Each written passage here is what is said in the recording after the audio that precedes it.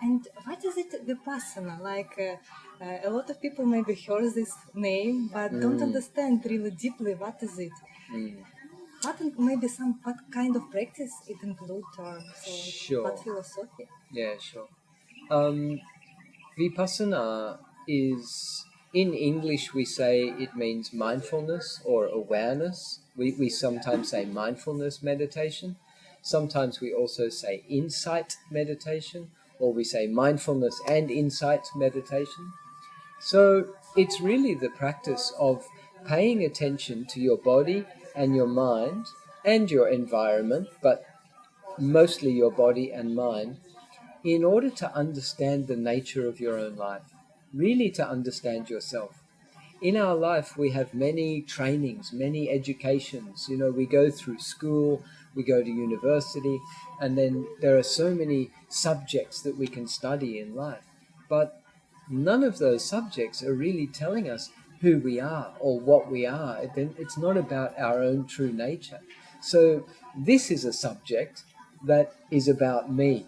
So I'm actually learning about the whole world and other people, but I'm learning through myself, through my own personal experience. And actually, to experience something for yourself means that you understand it very, very clearly.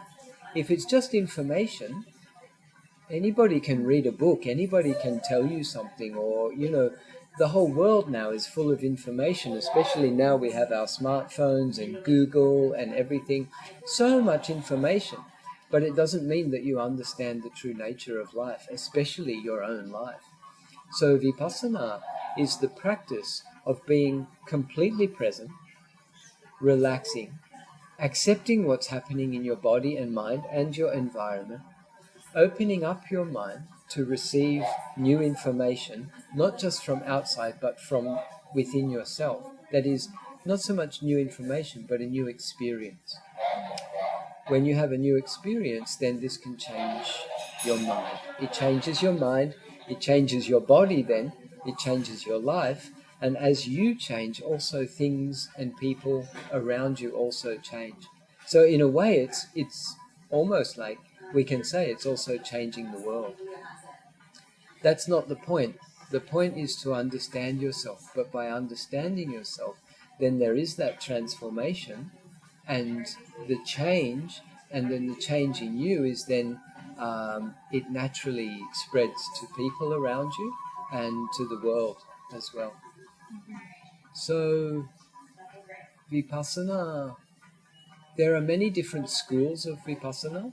Most people know Vipassana as the 10-day Vipassana courses, which are silent and only sitting meditation. But there that all modern Vipassana comes from Myanmar, as far as I know, from Burma. So, but in Burma, there are many different schools of Vipassana. That 10-day course is a course that was developed by S.N. Goenka, and he was a businessman. And he brought the business model to the Vipassana. He made it into a package, and then he is selling it. Actually, it's not for sale, but he's offering it to all kinds of people. So it's extremely successful and very, very beneficial to the whole world. And it means that because it's not in the Buddhist package and it's not in a Buddhist monastery or Buddhist context, it means Christians can practice, Muslims can practice, atheists can practice. Doesn't matter what you believe, you can still practice Vipassana. So that's that school of Vipassana. I did that in the beginning. After I did my first retreat, then I went to Goenka's 10-day retreats. I did 2 of those. And then I went to what's known as Mahasi Sayadaw, his technique. And I started to practice that. And it's not just sitting meditation, it's standing meditation, walking meditation, lying down meditation, eating meditation, going to the toilet meditation. Actually, everything becomes meditation because it's mindfulness practice, and mindfulness needs to be practiced in everything that we do in our life, and not just with the body, but also your mind. Watching how your mind works, being aware of your thoughts, being aware of your emotions, watching how your emotions and your thoughts interplay and affect each other. And then your ability to watch how your mind is reacting to every new situation in your life. And that means that you can actually practice meditation everywhere you go. So in a way, I'm practicing it now. I'm speaking with mindfulness. I'm being careful of the words that I use. I'm aware of any emotions that may come up. I'm aware of actually feeling relaxed and enjoying doing this. So that's the point, that many forms of meditation are just to, sit like a Buddha image and meditate to get something, I don't know. But in this Vipassana, it's not just about sitting meditation, it's about life meditation. And that's why I really love it. And the word that the Buddha gave for his teachings is called, most people hear it or know it as Dharma. We say Dhamma. Dhamma means natural law, the nature of all things. So Buddha wasn't teaching a religion, he was teaching the nature of all things.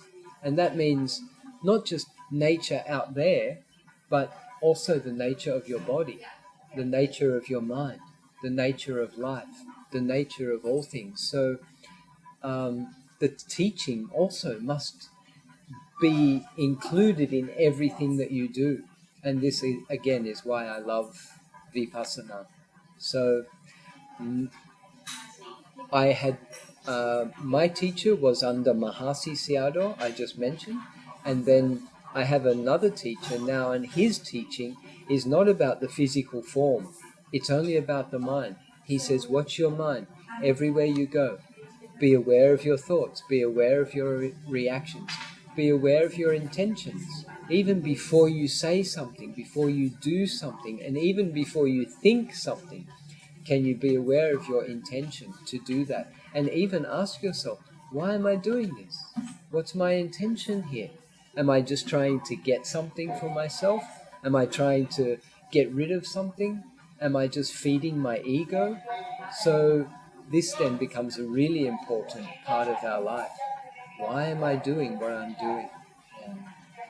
After Vipassana that we did on the Bali, on Brahma Vihara, so it really was very useful for me because really what we did, after I continue this in my life also. Beautiful. I know how to meditate in the kitchen when I cook the food. Oh, nice. I know how I can meditate, to be in the meditation state when I clean my home. Yeah, So it's really fantastic. like so fantastic that I can continue it really in my life, not just in Buddhist temple. Yeah, absolutely. Yeah. And that's what it's all about. Yeah.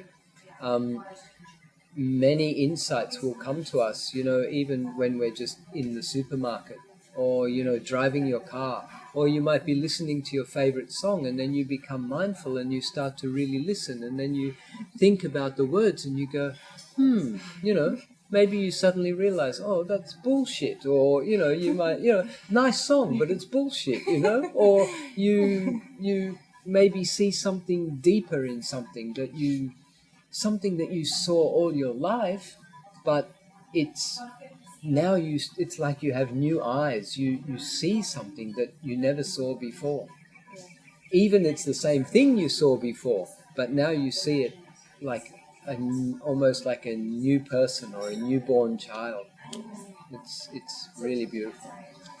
Jeff, and you can share maybe some practice or meditation that can be also useful for people who look now, and maybe they can start to do this meditation, for example, right today, and it will be very, very beneficial. Yeah.